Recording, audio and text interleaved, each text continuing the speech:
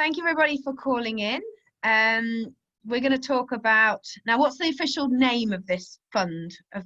What's it called? Someone want to say exactly what it's called? It's the Business Rates Leisure and something or other fund. Good start. Yeah, good start. It's a one-off grant payment for businesses in the retail, hospitality and leisure sector. Yeah, small business grant fund. Okay. So my name's Kate. I'm the National Shed Development Manager for the UK Men's Shed Association. I'm based in Manchester and look after a number of programmes to support the association, including the Ambassador Programme, of which both Henry and John are part of. And we've got 3 people. We've got you guys talking about this grant process that you guys have been, or you know a little bit about. So can we just go around the room? First of all, John, do you want to say who you are and where you're from? I'm John Latchford. I'm chairman of Amersham Men's Shed in Amersham is in South Buckinghamshire. I'm also an ambassador and a trustee of the UKMSA, and I'm also a trustee of a London Scout County, which is kind of where I came into this particular issue here. Okay. Brian, do you want to go next? Hi, I'm Brian Heatley. I lead the Kingsway and Quedgeley shed in Gloucester. I've been the chairman for 2 years next week. Okay, and Henry? Hi guys, I'm Henry Gowman. I'm chair of Poringland Men's Shed, which is in South Norfolk, and we're actually based about 5 miles south of Norwich. I'm also UK Men's Shed Ambassador for Norfolk. Excellent. Okay, so if we can start with you, John, because you're the one that originally flagged up this pot of money with your Scout Association hat on, if that's right. Yeah. Say a little bit about it. Well, I was at an online meeting, as so many of us are at the moment, talking to other people in my Scout County, and they were pushing, already obviously heard about this fund and talking to one particular guy who I'm aware of. They had managed to get already, when I first put this email out 2 weeks, or best part of 2 weeks ago, they'd already managed to get hands on £10,000 for one Scout group and £25,000 for our local Scout campsite that I'm also involved with. So I then just did a bit of digging around and found a link to the charity tax forum, which had some good explanations, I thought, about it, and passed it on. Okay. So that's me. Okay, and so you two, Henry and Brian, you both successfully managed to get your way through the application process. So Brian, do you want to say a little bit about, you know, how it was for you in terms of getting through, and have you received the money and all that sort of stuff? Yeah, we, as I said, I became aware of it through a friend of my wife, who runs a village hall in the Gloucester Vale. And immediately had a contact from our ex-chairman where communications used to go. But he'd actually moved house and hadn't advised the council of the change of address. So that we had a letter sat for a month in somebody's house. We retrieved that letter because there's a reference number on there that you needed. So we retrieved that letter. I had the letter on a Saturday, I think it was. I sat down on a Sunday thinking this was going to be taking a couple of hours to go through. It took me best part of 15 minutes from start to finish. And most of that time getting the correct wording down on the form. It is as simple as that. They wanted the correct name of our shed, a reference number, and our bank account details. Our ex-chairman actually thought it was a scam at first when he saw the letter, and he poo-pooed it. But I myself thought it was a scam because I didn't think that we would be entitled to it. But the bottom line is, if you are charged rates, or if you are in a building that is chargeable, whether you paid or not, you are entitled to the money from the fund. So have you received the money now then, Brian? Oh, it's currently in less than 1% in our bank account. It took 3 days.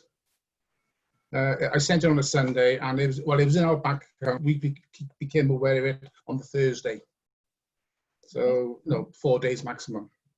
Okay, excellent. Henry, do you want to say a little bit about you, because you had a slightly stickier route to getting through, but you managed. It's just the everyday story of shedding, really. I became aware through John's information through the UK Men's Shed chain, and first of all, I wasn't aware of our rate situation, and that's because the letter about our rates had been sent to the pub behind which we have our shed, and I think the landlord who used them as firelighters. Somebody did go in and inquire, and he did say, "Oh yes, I have had some mail. I'll have a look for it," but it's never been forthcoming. So then I had to get on to our rates department, because it's them that send you the letter that allows you to make the application. So I had to explain a couple of things. A, that I thought we were applicable, and B, I didn't know what my rates reference number was because we hadn't got it. They looked into it and came back to me and said, "No, it doesn't apply to you." Which is when I went back to UKMSA and said, "Who has got this?" So that I can talk to my council about it with some backup. And Kate put me in touch, or Brian, you responded and sent in how you'd gone about it. And John said that your shed had got it, and so had scout groups. So I then went back to my rates department, and they were still shilly-shallying and umming and ahhing. So then I spoke to a local councillor who's been very supportive of the shed. And basically, I said, you know, that staff are being very helpful. They're not being dismissive, but they're saying we just don't qualify. And from everything I've seen, we should. So if other places in the country, other district councils are giving this grant, why isn't ours? So she went back to our rates department, and then I got a phone call from the head honcho of the rates department, who wanted to know all about our shed and how we operated and what we did for the community. At the end of which he said, "I will recommend that you receive the grant." And then the next day we got the letter inviting the invitation, filled in the grant form. I don't know how Brian got on. It baffled me for a bit, because when it says bank code, and the three double-digit numbers for the bank code, sort code, it just wouldn't accept it, kept on throwing it back. And eventually, my wife worked out that they just wanted the straight 6 figures without any gaps or any hyphens in between. But anyway, so that went in, and I got a letter of an email response saying that it had been accepted. I was told that it'd be probably 4 working days, and this was Monday. The money's not arrived yet, but if it hasn't arrived come next Monday, I'll be on the blower. So it sounds like a key part of the process is receiving this invitation letter by the rates department. Yes. You have to have received that, and you either may not know that you've received it, or actually it hasn't been sent out to you. So what do you do to find out how you can get a copy of or get one of those letters? You have to phone your rates department. Okay. And just on that, so what qualifies you as a shed that can receive that letter in terms of? Well, I guess Brian's in the same situation. Your rates demand has to come under, has to describe you as a small business. And it matters not that there's a string of figures of how much you owe, and at the end of it you actually pay nothing. It's the fact that you are a rateable property, you have a rateable value, even though you don't pay rates. I think it's the fact that, as you said, that you pay rates. It doesn't have to be a building. Ours is actually land with cabin. Yes. It's as simple as that. Because I think the premise is that the building that you're in and that we're in could be used for a business. Because we get a rating demand every year. Currently, our rating is £3,888 a year for a plot of land with not even with any services on. So, you know, if we were a builder's yard, that's how much we would pay. So I think the premise is that you have a building that is subject to non-domestic rating. Yeah, I mean, I think like a lot of sheds, we have no facilities whatsoever. No. We use the toilet in the pub. We peel off some water that goes to the horse's trough, and we have a sink. And our electric, we again take some off the pub, and we have a meter, sort out the bill. So in a lot of ways, we don't actually exist except the building is rated. I think that's the bottom line on this. Okay, and so how do you find out if you're because you have to be registered? Obviously, you guys are a CIO, is that right, or a charity? We are. Yeah, we are. We are a CIO. Yeah. So does that come into it that you need to be registered? No. Okay. No, it didn't come into it. Association.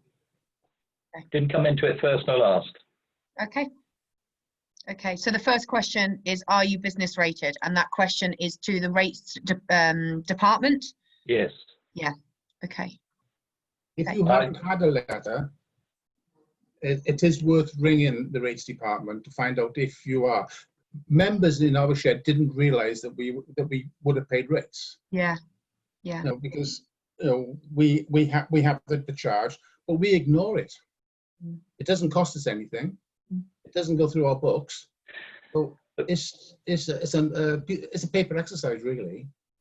The first one we had actually was a demand for £1,700, and I got back to the rates department. This is when we were first setting up in the shed, and sort of said, "Excuse me," and that was when we got the small business rate relief that enabled us to not pay rates. But I think most sheds will be in a situation perhaps of borrowing somebody else's premises, but even, which is what we're doing, but it still may be that business that the premises you're in has a separate rateable value. So it's certainly worth a phone call and finding out. And I think you both said that once you've got through the hurdles of being clarifying that you are eligible, the actual process itself is easy. Is that right? Yes. Yeah. Very easy. What's important is that you put down exactly what you have on the rate bill. I was putting down Kings Wing Quesley Men's Shed. I didn't put down the chairman of, and it wouldn't accept it. It kept pinging it back. Okay. And my third attempt, I looked at my bill and I saw what it said. I put that in and it went straight through to the next page. Okay. It's the same on the form I was filling in. I was putting Pouring Land Men's Shed with a between the M&S and it wasn't one on the bill. So right. you've got to describe yourself exactly as is on the bill. Okay, and you can get that information again from the business rates. Yeah. John, have you got anything to say on this? I mean, it sounds like it might not be, not all sheds will be eligible, but it's certainly worth asking the questions because I'm sure there were many more sheds out there that would be able to qualify for this. Have you got anything else to say on that in terms of? My understanding is it's only, as you say, it's only sheds which have got a separate, essentially rates bill, even if they don't actually pay anything, that are going to be eligible for this. So, for example, my shed doesn't. We're renting some containers off yet another charity, and we don't have a rates bill, so we can't claim this money, I'm afraid. I'm not too clear on whether or not the shed has to be a registered charity. Are both of your sheds registered charities? No. No, we're just a basic association. Yeah. Mm. So you don't have to be a charity then to No, as it happens, we are, but that wasn't a question that was That wasn't ever a asked.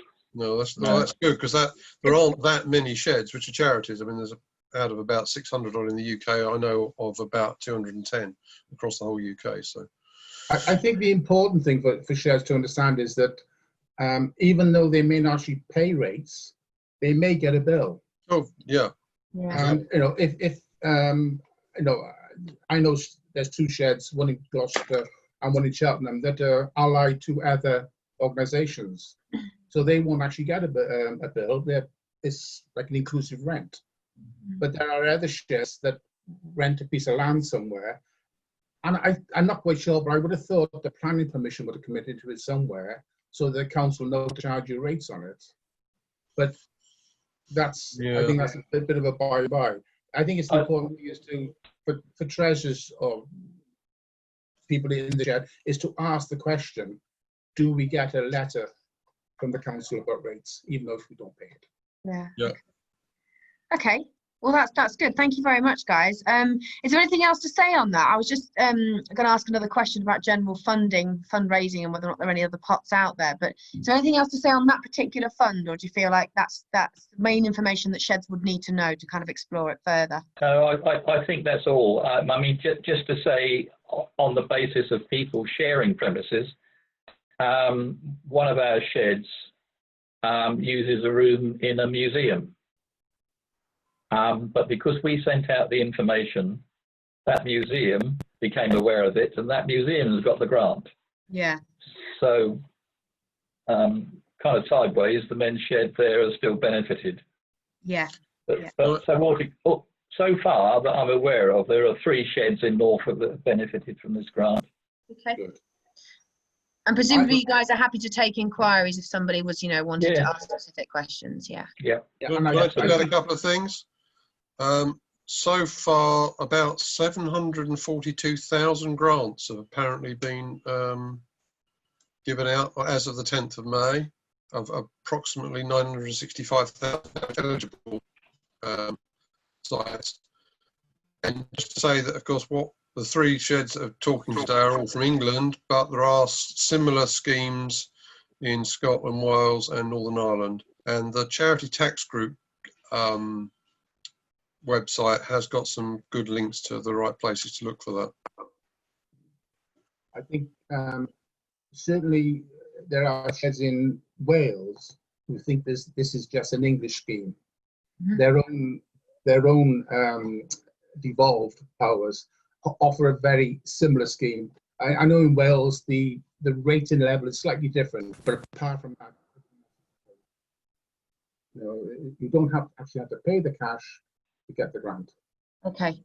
So the language or the things that, might be different, but ultimately there are the same schemes in both Wales and Scotland. They need to be looked at. I Okay, know councils, Gloucester was actually sending up reminder letters last week to organisations, because the uptake, as John said, there's a lot of organisations that haven't taken anything yet. So I think it's also worthwhile going to the shed and check the post box. I've been to the shed once in 9 weeks. So I'm sure there's other organisations, other sheds who haven't been there. Any reason to leave the house?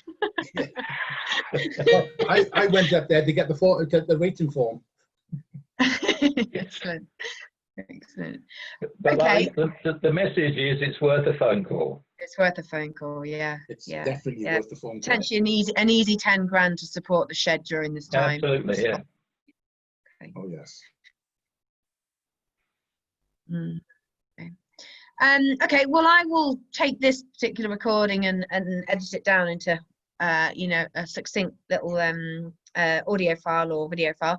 Is it, whilst we're here, just because it might be useful, have you guys heard of any other additional funding pots that might be worth sheds looking into?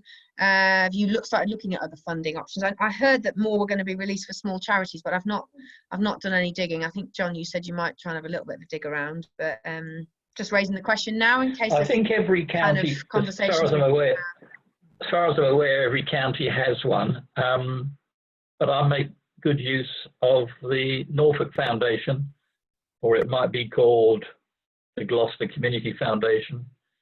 And if you're not aware, how they work is that if you or I were to come into a substantial amount of money and wanted to give it to a charitable cause, but didn't want to deal with it yourself, then you go to the community foundation and you say, I've got, shall we say, £1 million. I want it to be used within the mental well-being sector. Please get on with it. So then the community foundation, they post it that a grant is available. Thank you very much, Siri. That a grant is available and ask for applications. So I've just got a grant for £1,750. It's from some people I've never heard of in my life, but they were offering the grant, and it was right up the street for a shed. So when we open and go back, I've got money for a coach trip, for PPE, and for new tools. Excellent. Yeah, we have some. I mean, I think you mentioned the Gloucester Community Foundation. You know, it's we've also got a charitable organisation called Farmer Trust, and they do this exactly the same thing. They distribute money, small grants, easy access grants as well. So the National Lottery are open from today for small grants. But I had a quick look. I didn't think that we could access that because we're not open at the moment. I think it's to help continuing rather than reopening. Yeah. Yes, it's services that can be delivered right now, isn't it? Basically, that's my understanding of the lottery. They've adapted it to be. Yes, yeah. Particularly with this fund that I just had, or through the Norfolk Community Foundation, they said we understand it's locked down at the moment with COVID, and that there will be some delay before that the fund is used or utilised, and we'd just like to know how you're getting along. So, yeah. Anyway, the money's in our bank account, which is good. Yeah. Best place for it. Best place for it. Yeah. Okay, John. Anything to add from you? Not really. I suspect there may well, there's a certain amount of lobbying. I've just looked on this charity tax website, and there are definitely people out there lobbying for more government support because, for example, the big charities that run multiple charity shops, for example, they're not just faced with the loss of, you know, they're faced with huge losses of income. So I think there will be probably a second phase of charity support will come out as the country comes out of lockdown. That's what I'm hoping for, because I think some of those, you know, things like hospices will be in a dire straits, I suspect. So that remains to be seen whether or not there's any way sheds can apply for any of that. I mean, particularly for those sheds like myself, who perhaps, you know, don't fulfil the business rates fund. I mean, I suspect the way it will work is you won't get bites of both cherries. You know, it'll be one or the other. But we'll keep an eye on it, and hopefully it will come up. Yeah, and of course, if you guys see any other things that you think are worth talking about to promote the shed movement. I mean, a good example is in scouting, there are lots of scout groups who, for example, meet on school premises, don't have their own hut, therefore don't get anything out of the business rates grant. So that, yeah, there's going to be guide groups and, you know, football clubs, all kinds of organisations have been hit by this. Yeah, sitting under an umbrella of another organisation. Yeah. Okay. All right. Well, that was very good. Thank you very much.